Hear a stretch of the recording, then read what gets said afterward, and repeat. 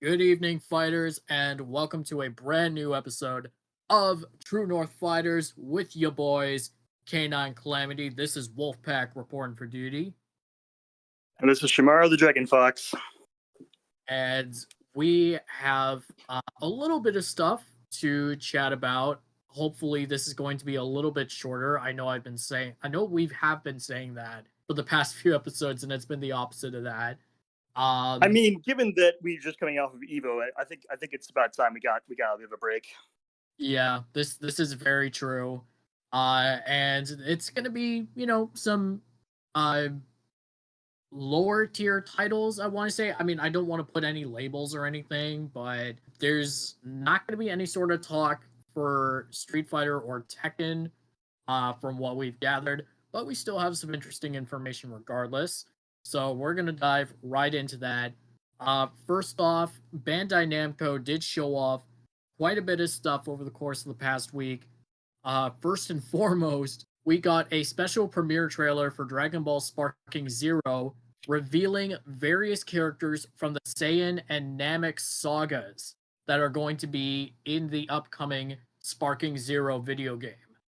That's right. We got Raditz. We got surprisingly Nail from the Namek Saga, who's a lesser known character just because he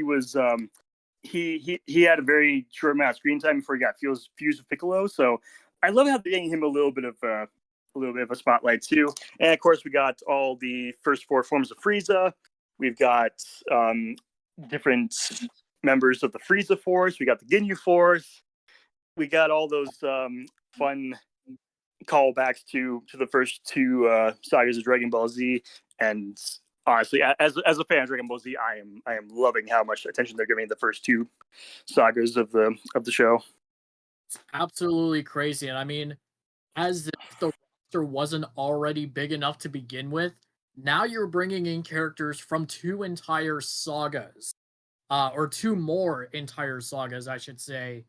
And good lord, man, this is shaping up to kind of be like the Mortal Kombat Armageddon of the Dragon Ball Budokai games. This Yeah, is this roster is filling up fast. Like I think we're past the halfway point at this moment in time, and I gotta be honest, I'm kind of worried for the other characters. Like I know we got some characters from Super now, but yeah. kind of worried that we're not going to get more of the good ones if Z keeps taking up the whole roster with all of its versions of Goku and Vegeta. My God, we got too many of those. This is very true. And I feel like even if a handful of them don't make it into the launch roster, there's still technically hope for them to be included post launch. Um, This is but true. but like if you want to if you want to make the best roster possible, you would definitely need to make sure that you've got an equal amount or close to an equal amount as possible of characters across all sagas of Dragon Ball. So, and as you mentioned, so many versions of just Goku and Vegeta alone. That alone takes up a decent chunk of the base roster. So it's gonna be tough, but given how expansive the Dragon Ball franchise is, I'm pretty sure Bandai can still make it happen. They just basically need to be cautious with their selection because Yeah, and like the one thing I'm really interested at is we've seen sure we haven't seen anything from the original Dragon Ball because sure like in the grand scheme of power scaling, they're not too important and they're just like younger versions of all the characters that we know from Z. But exactly.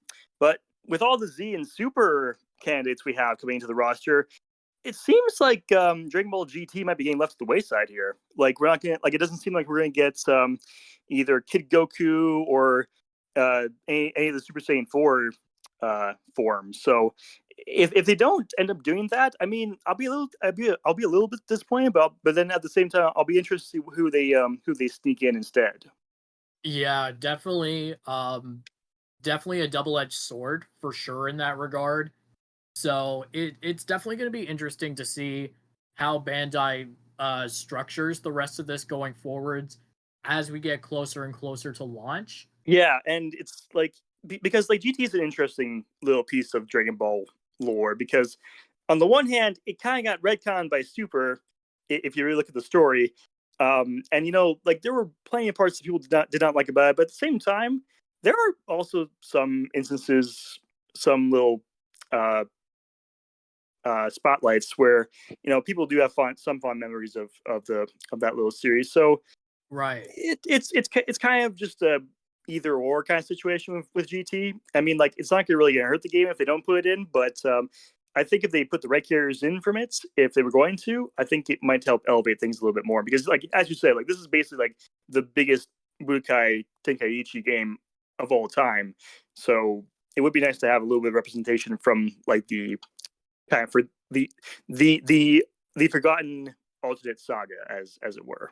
Yes, exactly. So, lots of stuff going on there for Sparking Zero, and another game that's getting some attention, some more attention is Bleach Rebirth of Souls.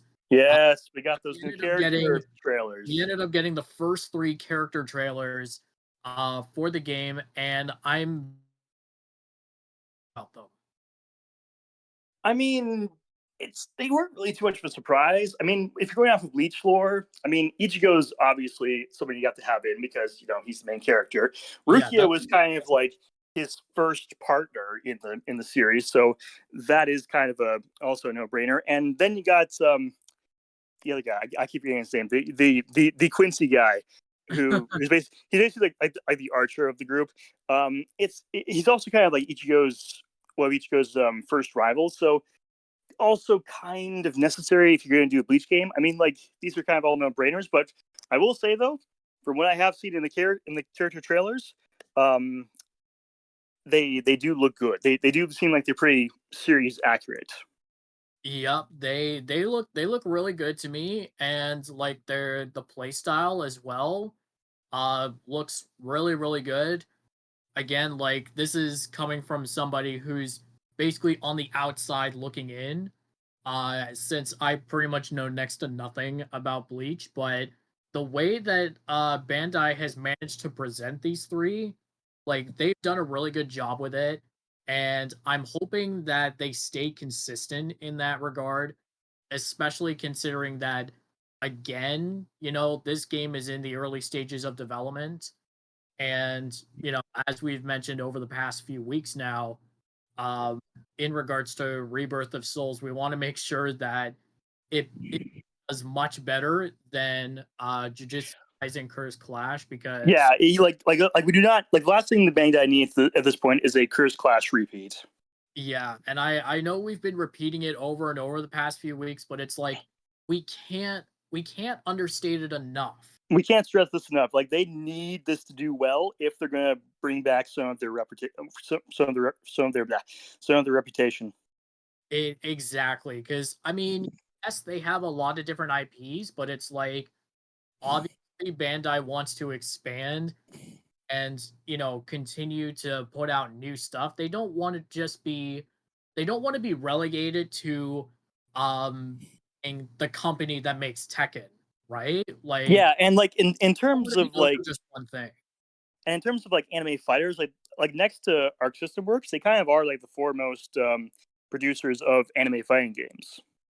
Precisely. So, I alongside working on both Tekken 8 and Dragon Ball Sparking Zero, like they also need to make sure that they still have enough resources to make Rebirth of Souls look extremely good, but also play really good at the same time. Because hooking people with the graphics and stuff like that, that's half the battle. You also need to make sure that the game is functional and that there's enough content in there to keep people satisfied until the start of post launch DLC. So, obviously a lot to be learned from what happened with Curse Clash. And, just like you said, Bandai needs to restore some of their reputation after what happened with Curse Clash. Yeah, And it's gonna be interesting to see how they do this, like the whole DLC thing with Bleach, because like compared to other shonen, Bleach has a relatively smaller roster. Yeah. I find so it's going to be interesting to see like who they pick for like the base roster, and then who they're going to pick for DLC. And you know what? To be fair, there is also the possibility of creating new original characters that are like specifically made for the video game. So there's also that possibility as well. And plus it would keep people intrigued as well. Yeah, Uh like I mean, like if they're going to do like an expanded storyline, I mean that's probably the way to go is to get in some original characters. yeah. So with those trailers, and some of the gameplay that we saw there, uh again, not really wanting to get my hopes up too high. Um because like when we first heard about Curse Clash, I did kind of get my hopes a bit high because from the early stuff that we got, it looked pretty good. And it played really well too, considering that it was an arena brawler, but with the fallout and everything, It just crashed and burned. So yeah, yeah, like bottom exactly. line, Bandai just needs this. It just needs Bleach to work.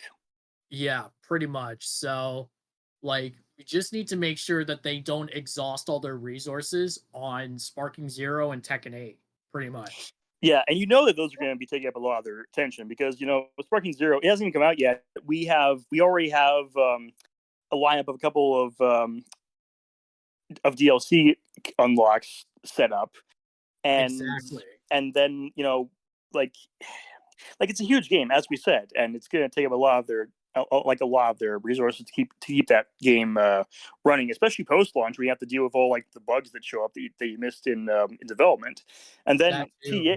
T8 like that game has already been like just making bank for Bandai over the last several months since launch, and they still got to keep their DLC trading rolling with Heihachi in the fall, and then whoever Yep. gets chosen for the winter or DLC that he spot, and then they got to worry about year two.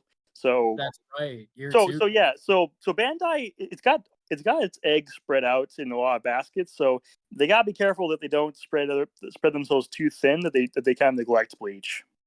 Absolutely. So, that's that on the Bandai Namco front.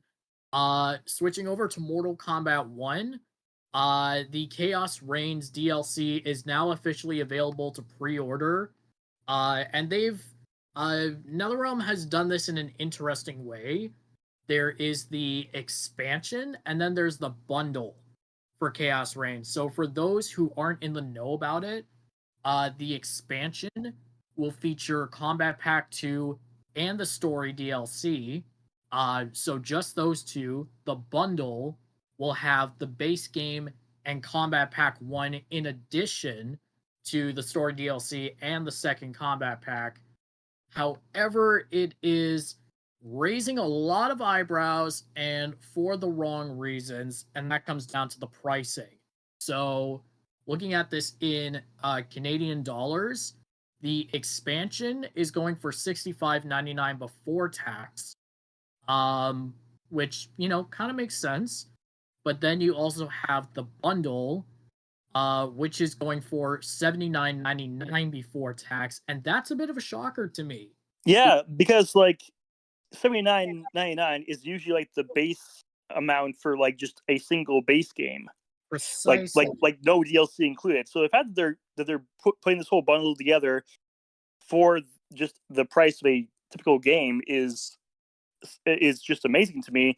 Like the fact that they can do that, and that also raises the question like if that's what that entire bundle is worth, then why is the expansion worth like doubling the amount you have to pay for? Yeah, it's really really weird the way that they've set this up, because if we look back to Mortal Kombat 11, when the Aftermath expansion came out, you were actually able to purchase all that stuff separately, which is another reason with the Chaos Reigns expansion, you actually cannot purchase Combat Pack 2 separately, which is extremely weird considering that with MK11 and even with MKX, I believe, you were able to purchase those DLC characters separately from the game. Well, no, like that I kind of get, because like if you think about it, if they're expanding the story and that story includes characters from Combat Pack 2, then they might have to, and that's probably why they have to pair them up into like a bundle. Yeah, that would make sense, but again, going back to MK11, they did it differently because if you look back at the Aftermath expansion, the focus shifted to Shang Tsung, sorry, not Shang Tsung, Fujin, Nightwolf, and Shiva. And even though they were part of the story expansion, you could purchase them separately.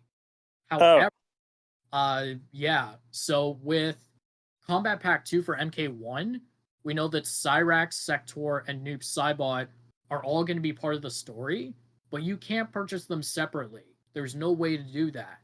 okay, So then that just makes no sense to me. yeah, If they did that before and they're not doing it now, like what the heck? yeah, it's really really weird how they're doing it. And so an additional note has to be made here that when this DLC goes live, Noob, Cyrax, and Sector will actually all be available immediately due to their involvement in the story DLC. So that means that our guest characters, the Terminator T-1000, Conan the Barbarian, and Ghostface, will all be released afterwards at later dates. What those dates are specifically, we don't know yet. Um, but it's yeah, there NetherRealm is going down a really interesting route with this sort of practice, and I'm not entirely sure if it's going to benefit things, but we'll see what happens because we're still pretty much like a month and a half out from the DLC dropping. It's supposed to be launching on September 24th, or sorry, the 24th or the 25th. I can't remember which date it is specifically, but I know it's one of those two. So, there's still time. We can speculate all we want, but we're not going to know anything until the DLC actually launches.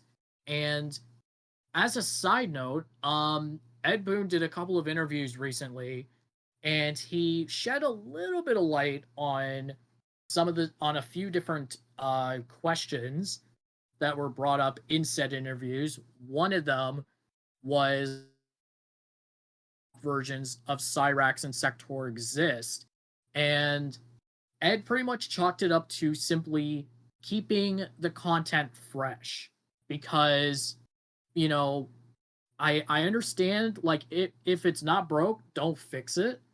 But eventually people are going to suffer from burnout because you're getting the same thing with each and every iteration, and it's just like it's all the stuff that you already know. So it's actually a really refreshing twist that we keep the stuff that we know in the forms of Cyrax and Sector as cameo fighters, but then you bring in brand new stuff with the main fighter versions of Cyrax and Sector. Like, they're not even full cyborgs. Like, they're cybernetically enhanced. So that definitely plays a big factor in their gameplay. Obviously, there's still, some of those iconic attacks, like Cyrax still has the bombs. I think Sector is still gonna have the rockets. I know she still has fire and all that, but I'm not so sure about the rockets. Um, but yeah, Ed pretty much said in response to that question that it's just a matter of keeping things fresh, making sure that they don't overuse the same stuff again and again because he understands people are eventually going to get burnt out and they're just going to get tired of seeing the same stuff over and over. And he doubles down on that with someone bringing up the question of whether or not Arnold Schwarzenegger is going to be voicing Conan. So Ed says he's not entirely sure, but he's keeping his fingers crossed that NetherRealm can actually get him in the studio to record voice lines for Conan because, as we all know, there was an attempt to do that in MK11. for the Terminator T800 model, and that fell through. So they ended up getting someone who sounded like Arnold that wasn't actually Arnold to voice the Terminator instead, despite the T800 model taking on Arnold's likeness. So it's pretty much confirmed at this point that we are getting the Arnold version of Conan in terms of the appearance, but in terms of the voice, that's still up in the air. So hopefully, before the Chaos Reigns DLC goes live, we'll have an answer for that. And if not before then hopefully it'll be, you know, within the first few days post launch of the Chaos Reigns DLC. Can't like nothing is really set in stone right now. So we can't be too sure. yeah. But thankfully though, like I'm thankful that there is still a possibility that they'll be able to get Arnold in there, cuz like just from looking at the model for Conan in this game, like you can tell right away that's Arnold. You can already tell. Oh yeah, And for sure. it, That is Arnold. yeah, and For sure. It's going to be interesting too to see how that goes if they do get Arnold, because Conan the Barbarian was is one of his youngest roles. So this was long. I'm pretty sure this was long before the Terminator. Correct me if I'm. Oh yeah, it definitely was. Like I'm pretty sure like Terminator was like I think late 80s to early mid 90s. So and Conan I believe was early 80s. So I'm pretty sure I would have to check that, but I'm pretty sure that Conan came first. And by far it is also like next to Terminator it is also like it is his probably his second or third most iconic viewing like in theaters.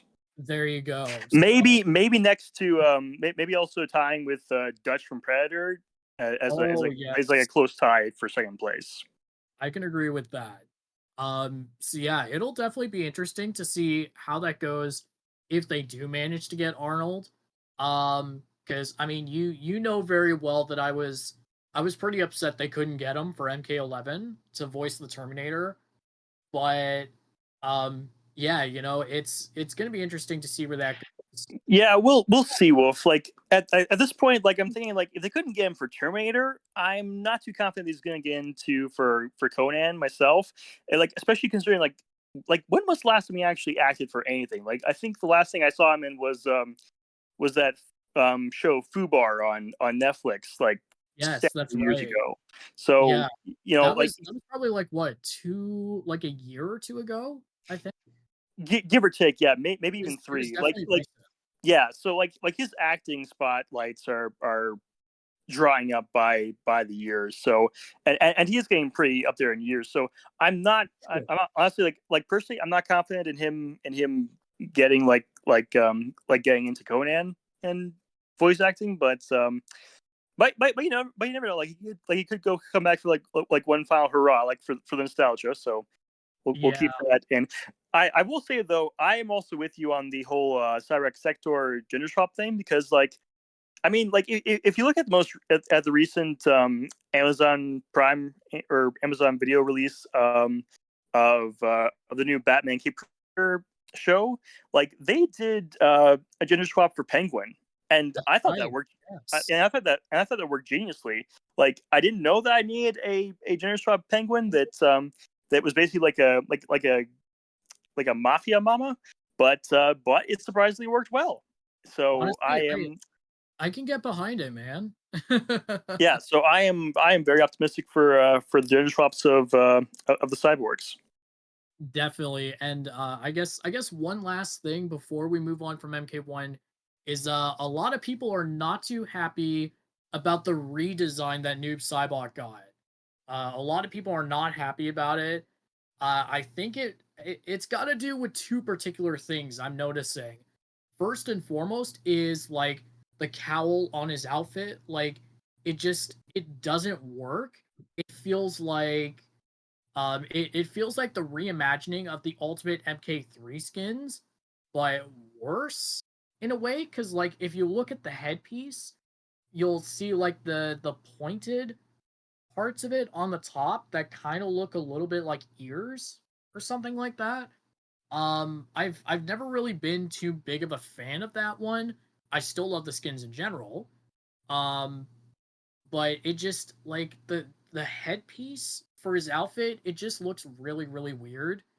And secondly, the green glow that he's got going on the lower portion of his upper body, so like his midsection. Uh, Obviously, it's gonna have something to do with Havoc, because as we saw in the Chaos Range trailer, Havoc does gain like powers of sorcery, and plus he also has the Kamidogu in his chest as well, which was also a really nice callback to Mortal Kombat Deception when in the Conquest mode when Shujinko was sent out to find all of the Kamidogu, and that ultimately resulted in the reawakening of the Dragon King Onaga. So I really like that we get to see the Kamidogu again. Um oh my god, I gotta stop saying that. Jeez. Yeah, So it is a very is a very set a weird set of names to have to say, but yeah, I hear what you're saying. Like we like Noob Sidebot, not the best look for him right now, but you know we're still getting those good callbacks from the old MKs.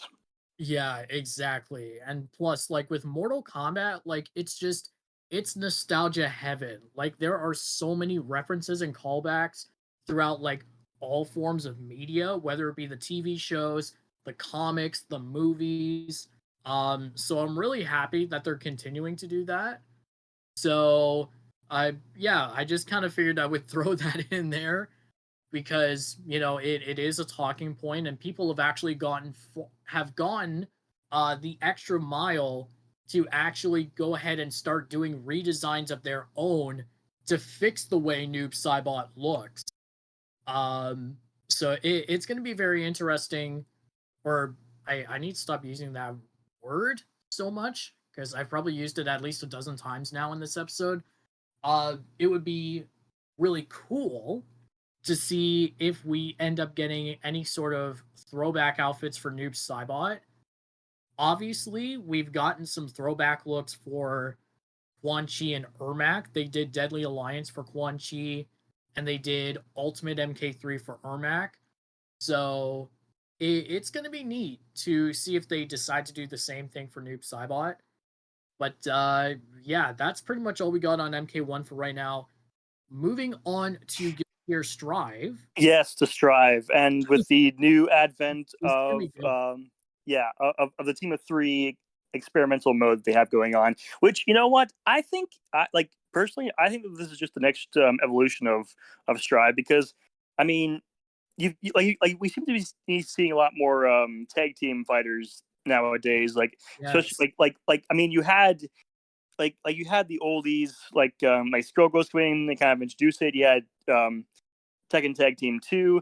You had the more recent Dragon Ball Fighters, and Yep. now you got stuff like Riot's 2XKO coming in with more tag team action. So I feel like this is just the next evolution of fighting games. We're going to see more and more of these tag teams. And I think the fact that Strive is willing to like evolve into that and have that as a mode, I think that's really good. Like I think that's a really smart move for I, them to do that. I agree with you on that. Although the problem right now, it's just purely experimental. Um, Obviously, they're trying to see if this is going to work or not. There was actually an article that went up on Event Hubs not too long ago, and one of the individuals actually got the opportunity to test this mode out, and it definitely has quite a few flaws. So yes, it's 3-on-3, so it is definitely very much Marvel versus Capcom esque. But the problem, well, the main part in the series of problems is that pretty much you actually need 6 human players for this. So Oh, so they're doing that. Okay, Pretty that's much, as it's mentioned or as it's worded in the article here, and I quote, Strive's 3v3 mode feels like Marvel vs. Capcom, where each assist has a brain of its own, and there's 5 other sets of hands trying to grab the steering wheel at any given time, end quote. oh, and that's embarrassing because like Arc System Works, they helped make Dragon Ball Fighters, which basically does the exact same thing, except like you can choose whether just to have like 6 people all in hand at all at once, or you can just have like 2 players just controlling three up to 3 characters. So the fact that they're actually forcing people in the experimental mode of First Drive to just have 3v3 players, that makes no Yeah, goddamn sense to me. it is very weird for sure. And obviously the team consists of a main and 2 other characters as your assists. And here's where the problems really start to stack up.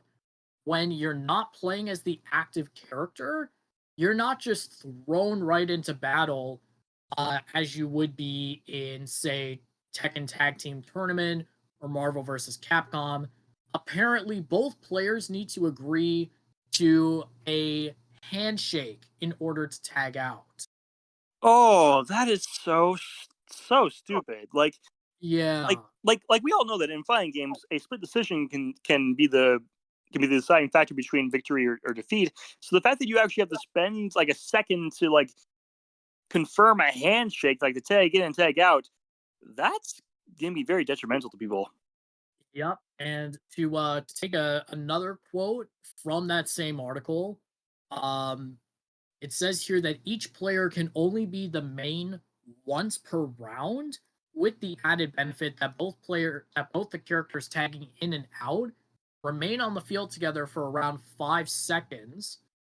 You're also forced to share one bar between your entire team, which can lead to rounds taking a minute or like 10 seconds, depending on how fast one person is pushed to the corner and absolutely mauled. End quote. I like at this point, I feel like they're trying to branch out from what they did with Dragon Ball Fighters, but they're just kind of butchering it. Yeah, there's so much going on, and it just feels very, very convoluted.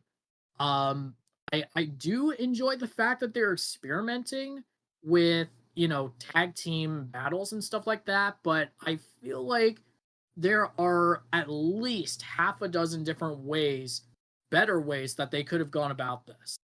Yeah, Agreed. I think Arc needs to take a step back, reevaluate, and look back at what they've done successfully before with Dragon Ball Fighters, and kind of try to reimagine that in Strive, because this is not the way to go. yeah, it is so weird. Like even looking at 2XKO, like that's a doubles thing. So you need a total of 4 players for that, and switching in and out and fighting together and stuff like that. Like even that is much simpler than what these guys are trying to do for Strive. It is Yeah, just, oh my god, it is so weird. I've actually seen a little bit of gameplay from that testing somewhere on YouTube, and it's like it looks simple and it looks effective, but like as you dig deeper and you start looking at the specific mechanics that go into making this mode functional, it's just a mess. It is a mess. So again, this is purely experimental. So, this might not even become a thing. Um, but if it's going to be a thing, obviously revisions are going to be required, because I feel like if this does end up becoming a thing, I feel like even the most casual of players are going to have a very hard time adjusting to this. yeah, especially when the casuals might not have enough friends to make up a 3-on-3 battle. Yeah, and like even if you take this into the competitive scene, like even some of the best Strive players might have a bit of a challenge getting adjusted to this. Like it's just it's a great idea on paper, but the mechanics, again, those need to be revised and reworked, because from the way it was described in that article from Event Hubs, uh yeah, it's not looking good. So again, I'm happy that they're branching out and they're trying to do something different, but like I mentioned, there's probably like half a dozen to a dozen better ways that they could have gone about this. So that I this is pretty much all we know right now in regards to the team of three mode.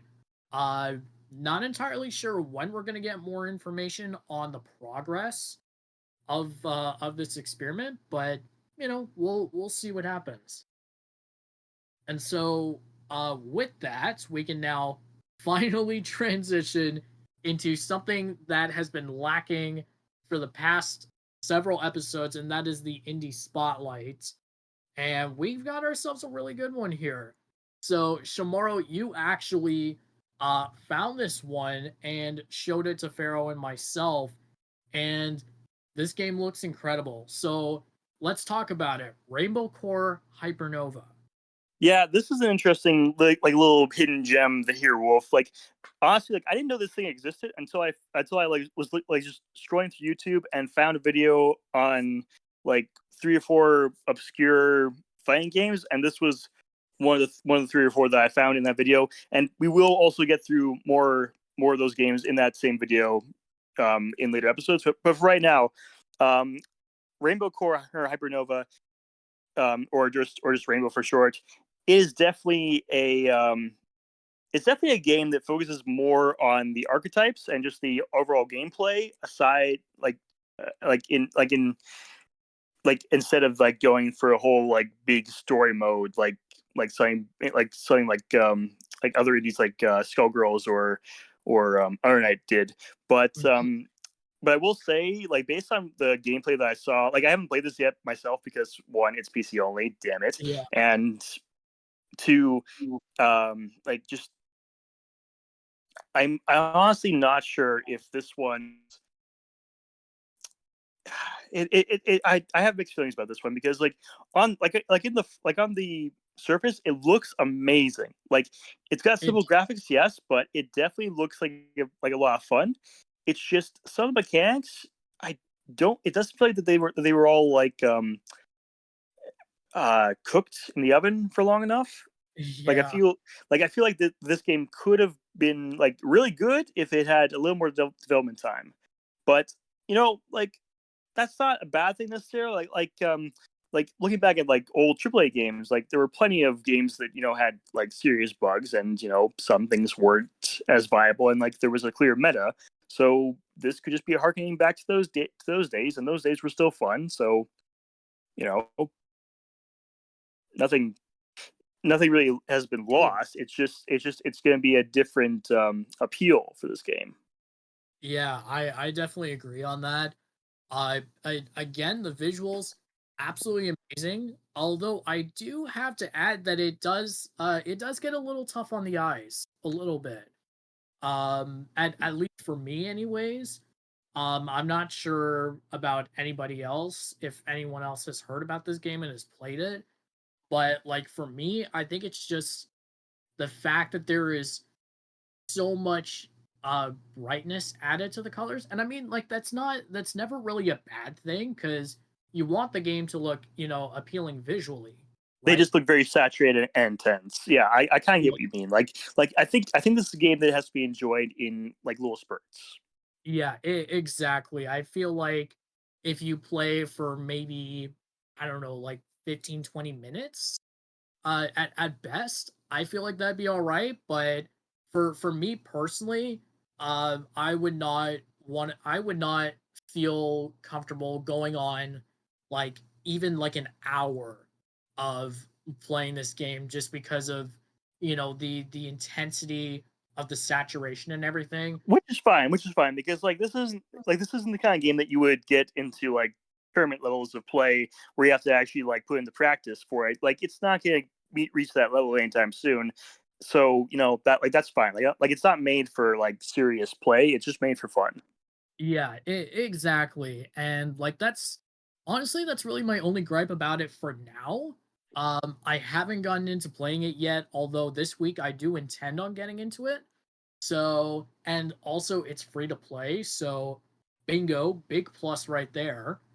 It's gonna be fun to try it out and see what it's like to actually play it myself. But yeah, for now, my only gripe is just the fact that it's a little tough on the eyes. So it's definitely going to be a good one. I'm very much looking forward to it, and I am also looking forward to testing out the other games that we found in that video because like all of those games, like they just look so freaking amazing. They look so good, and they look like they play really well too. They So do like they definitely have their own style and their own kind of play style. So like I am also very interested to see how these like our opinions on these and how our audience would think of these too.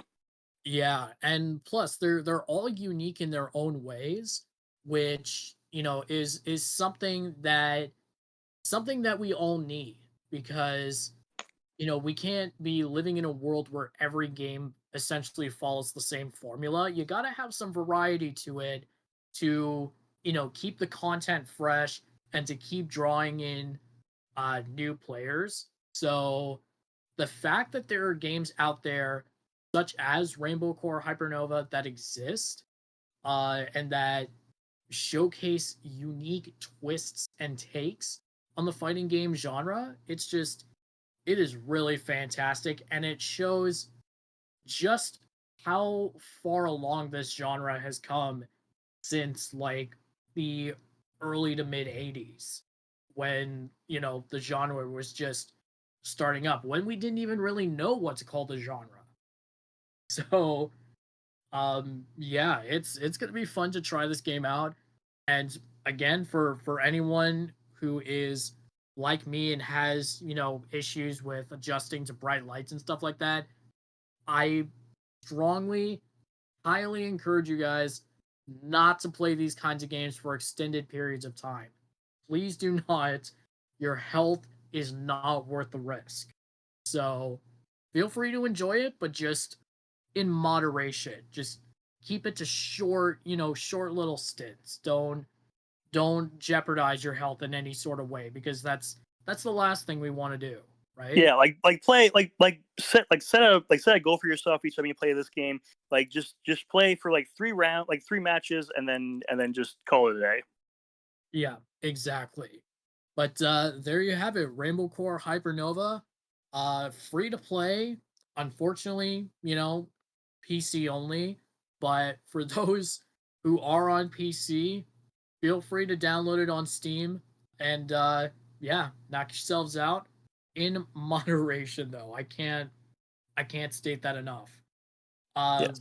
so last but not least, because due to time constraints, we had to cut out our discussion topic, but it's going to be a very good one. And, Shamaro just recently got into this. So it's going to be really fun to just relax, shoot the shit about it, and, just talk about some of the stuff that he has come up with, along with some of the stuff I've come up with in this same category. I'll give you guys a hint just to keep you guys on your toes. It is based on something we discussed in our Evo episode.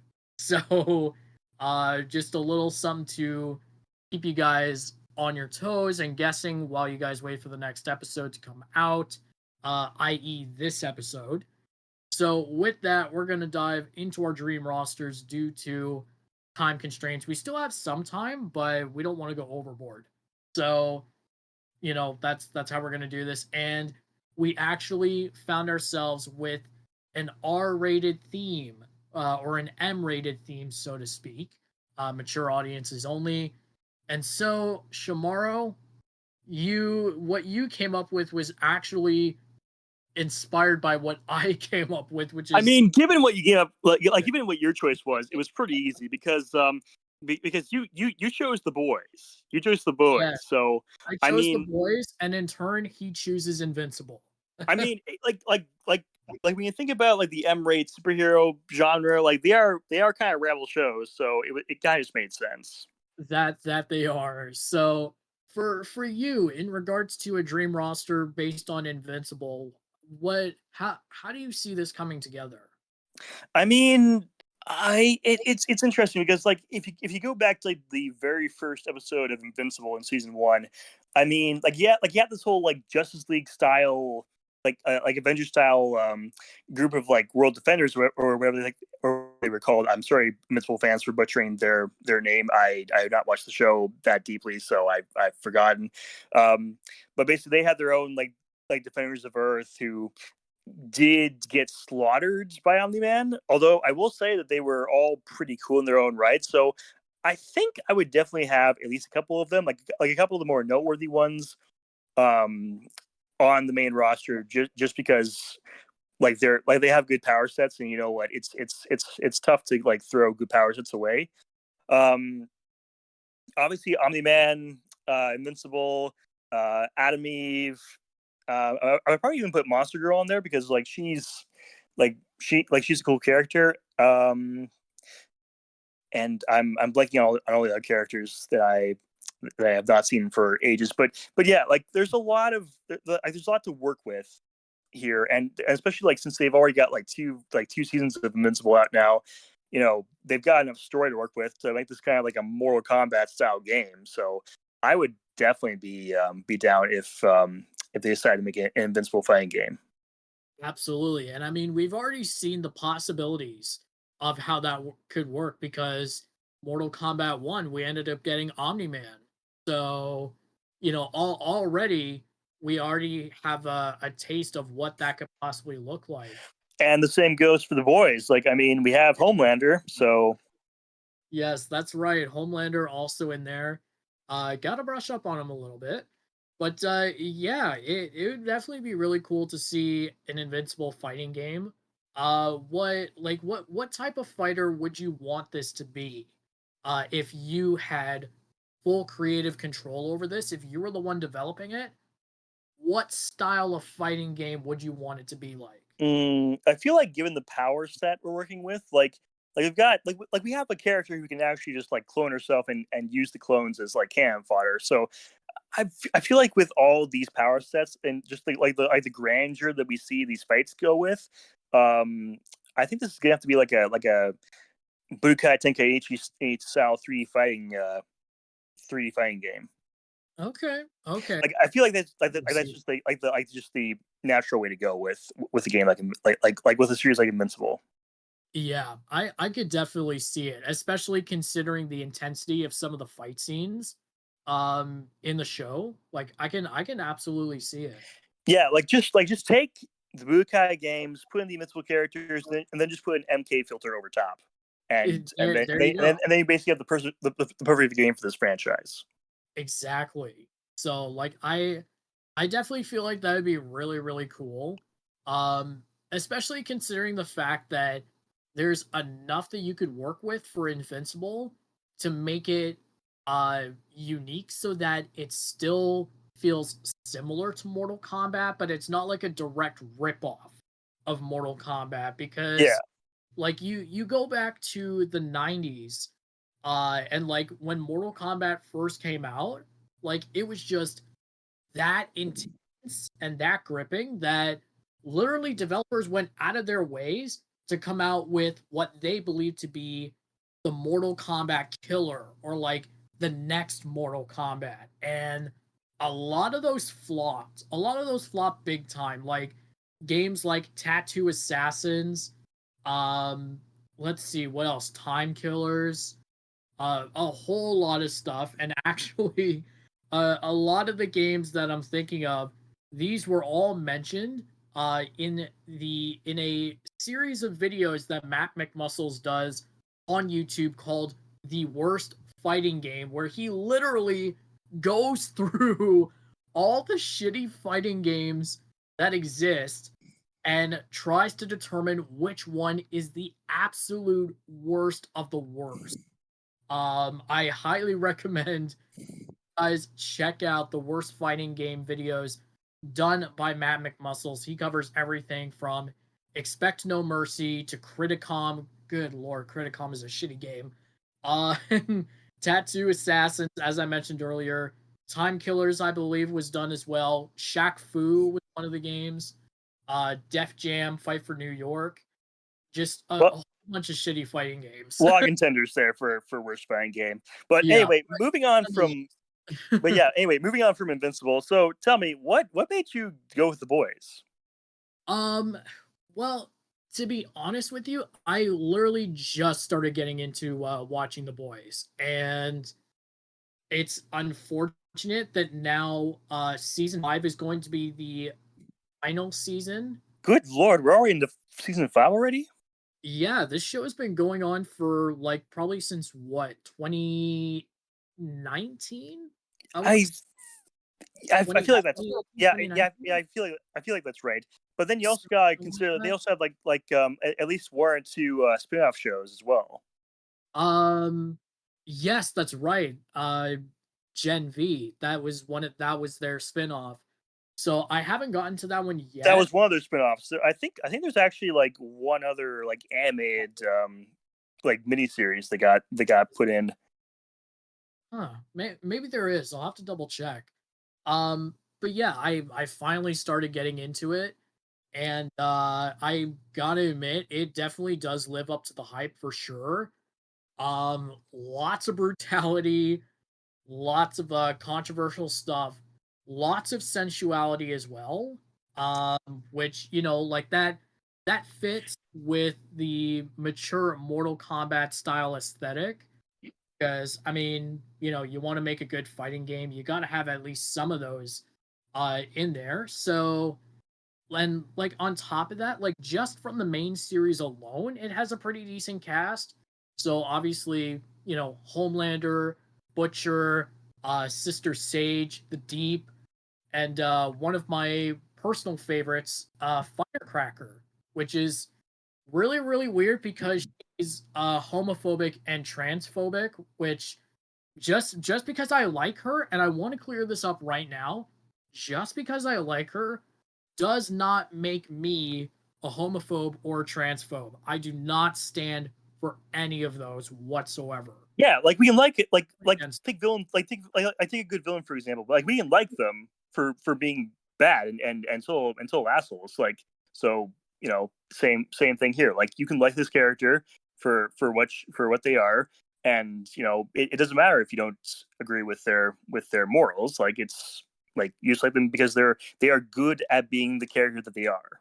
exactly. So just because I like Firecracker for the way she's presented, it does not mean that I actually believe in any of the character's morals. So yeah, there's a really, really good cast for the boys, and Gen V also provides a really decent cast as well. So I feel like you could pretty much combine those rosters together, put them into the game, and as far as how it would play, definitely making it I'm definitely going to make it very Mortal Kombat-esque, but because these are superheroes that we're talking about, um I would probably give it a little bit of like an Injustice twist to it. Um where Okay. it would definitely follow along the lines of the story in The Boys and in Gen V, but it would just be it would be grittier, obviously. Right. Mm. But yeah, I see this being pretty much like if Mortal Kombat and Injustice were infused into one game. Yeah, and like the great thing is there like you'd have plenty of potential for DLC, but you could always just make Gen V the DLC pack. I mean, yes, I could theoretically do that. Um, although actually, you know what? Yeah, that might be a better idea because if I were to fuse them together into one giant roster, um, that then puts concern on like what I would do post launch. So yeah, I could definitely do Gen V as like a DLC set, and considering that again 2024 is the year of crossovers, uh I would definitely be completely open to bringing Mortal Kombat characters into the world of the boys, because I mean, they already did that with MK1. Homelander is in the game. And just like with Omni-Man, we've seen the potential. We have seen the potential. Yeah. Homelander works. His fatalities are fucking gruesome, just the way we like them. There's plenty of references to the show, in whether it be the gear that he wears, his dialogue, his victory poses or whatever. Um, it's got everything that you could want in a game where you want to have plenty of callbacks and be faithful to the source material. So I definitely see it working out a lot like that. It would definitely be it would be a 2D fighter for sure. Because as I mentioned, kind of fusing Mortal Kombat and Injustice together. But I would also add, I would probably also want to add an option to pretty much do tag team combat, functional tag team combat. Yeah, it makes sense. And in terms of the tag team mode, I would make it, I would pretty much make it like Mortal Kombat 9. You actually have to knock out characters in order to win a round, not just knock one out and you win the like they do in Tekken Tag.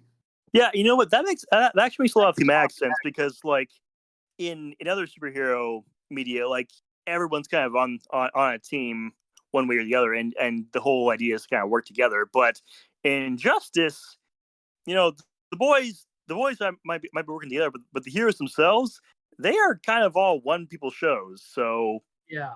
I think the fact that you gotta just knock one over to get to the next one, I think that just works thematically. Yeah, and I mean, like, again, I would have it as an optional mode. Like, I wouldn't make it, compulsory Oh or yeah, anything. obviously not. Like, I would even add an option to enable tag team combat. So for those that actually want to do that, there would at least be an option to, have that be a thing. Whereas if you just want to stick to one on one, that's fine. Just disable it in game and you're good. So Really? yeah, you could definitely do that. And if you wanted to challenge yourself, I would also put in the ability to enable handicap matches. So, like 2 versus 1. Kind of like how, Again, that would actually make a lot of thematic sense, because like the boys, they don't have powers. They're just working with what they have for mere mortals, and meanwhile we have Homelander and all his buddies who have godlike strength and all that. So yeah, exactly. So, again, lots of potential to be had. We've seen a glimpse of it in MK1, so we can only hope at this point that one of these days this actually does become a reality, because I feel like with how popular Invincible and The Boys are as franchises, I feel like this is something people would genuinely want. same. Because like it would still feel like Mortal Kombat, but it wouldn't be like a ripoff of Mortal Kombat or anything like that. It would still be unique in its own way. Yeah. So with all that said, that's gonna bring us to the end of the episode. Thanks so much for listening. On behalf of Canine Calamity, this is Wolfpack signing off. This is Shamar leading the dojo. Stay safe, stay cool. Yes, I know it's only the start of August. It's okay. Just bear with Mother Nature for a little bit longer. We will get to that sweet, sweet autumn in no time. Yes, exactly. And most importantly, as we always Fight on. fight on, baby. We'll see you guys in the next one. Have a good one, y'all.